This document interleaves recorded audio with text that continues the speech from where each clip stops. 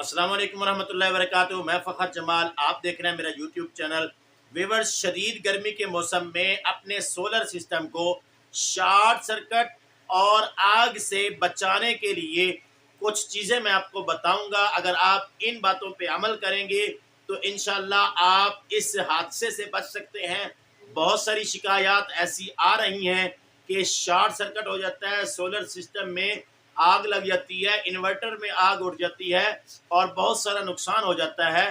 तो अगर आपने भी सोलर लगवाना है या लगवाया हुआ है तो ये कुछ चीज़ें मैं आपको बताने जा रहा हूँ।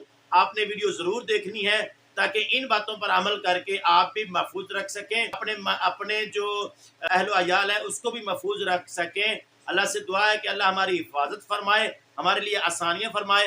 वीडियो को लाइक कर दें, चैनल अभी तक सब्सक्राइब नहीं किया तो चैनल ज़रूर सब्सक्राइब कर लें ताकि इस तरह की नई आने वाली वीडियोस आपको मिल सकें। तो व्यूअर्स, शदीद गर्मी के मौसम में अपने सोलर सिस्टम को शॉर्ट सर्किट और फायर से बचाने के लिए सबसे पहले जो आपने चीज़ मद्देनज़र रखनी है वो ये है कि सोलर सिस्टम लगवाते वक्त इन्वर्टर की जगह का इंतखाब ऐसे करें जहां आपकी अमूमी पहुंच हो, ताकि आपकी आते जाते उस पर नज़र पड़े। ठीक है, इन्वर्टर आपने ऐसी जगह लगाना है जहां आपका गुजर हो, आते जाते आपको उसको देख रहे हो, ताकि उसके अंदर कोई भी गड़बड़ हो तो आपको फौरी तौर पे आपको मालूम हो जाए या आपके बच्चों को या किसी को भी घर में से पता चल जाए कि भाई कोई ना कोई गड़बड़ है। आमतौर पर होता क्या है कि हम इन्वर्टर को या उसके साथ लगी डीपी को उस जगह पे लगाते हैं, बैटरी को उस जगह पे रखते हैं जहाँ पे हमारे घर का जो बिल्कुल सुनसान इलाका होता है और जहाँ पे कोई भी नहीं आता जाता। तो इस तरीके से नुकसान ज़्यादा हो सकता है। तो आपने इन्वर्टर जो है वो इस जगह लगाना है जहाँ पे आपका गुजर हो, ताकि आपकी नज़र इन्वर्टर पर पड़ती रहे। दूसरी चीज़ जो हमेशा अपने मद्देनज़र रखनी है वो ये है कि इन्वर्टर हमेशा हवादार और कम टेम्परेचर वाली जगह पर लगाएं। हवादार जगह होनी चाहिए, कम टेम्परेचर हो, कोई गर्मी ना हो, कोई आपके मकान की कोई नुक्कड़ ना हो जहाँ पे कोई हवा का गुजर ना हो।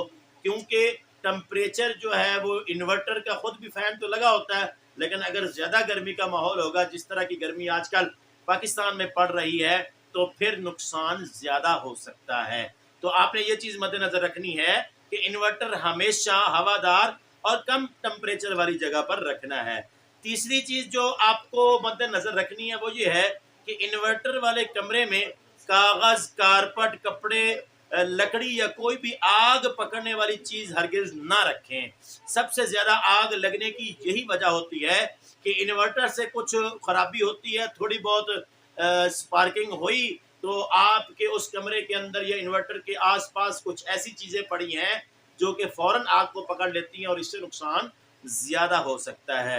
इसी तरीके से सख्त गर्मी वाले महीनों में जैसे मई, जून और जुलाई और अगस्त, इसमें ब्रेकर और इन्वर्टर की तारों का टेम्परेचर ज़रूर चेक कर लिया करें।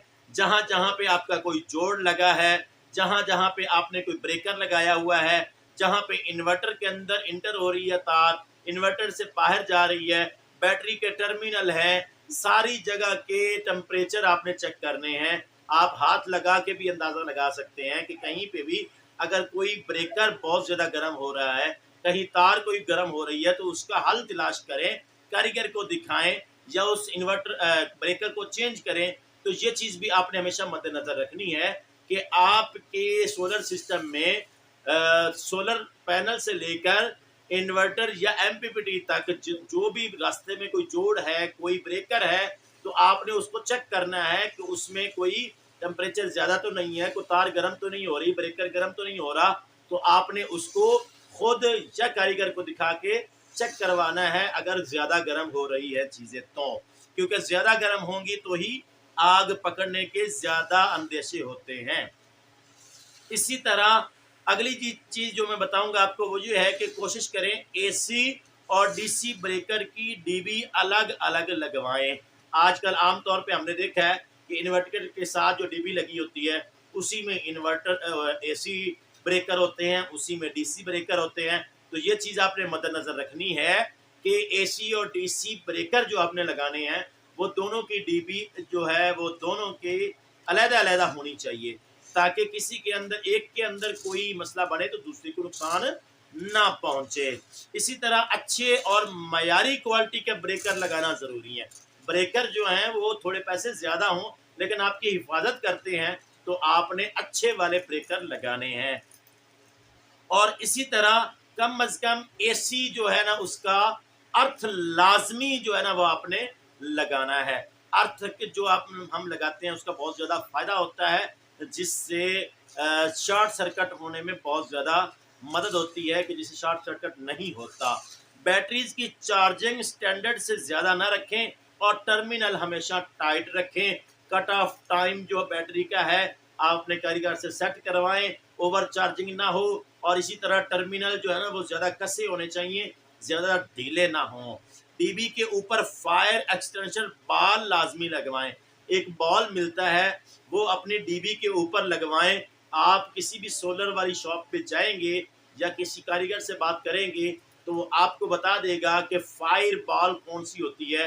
वो अगर डीबी के ऊपर लगा दे हम, तो उससे क्या होता है कि जब भी कोई डीबी के अंदर किसी किस्म की कोई शॉर्ट सर्किट होता है, कोई भी हरकत होती है तो वो बाल फट जाता है और फौरी तौर पे आग पे काबू पा लेता है। तो वो बाल को ज़्यादा कोई महंगा नहीं है, सस्ता है, वो आपने ज़रूर लगवाना है।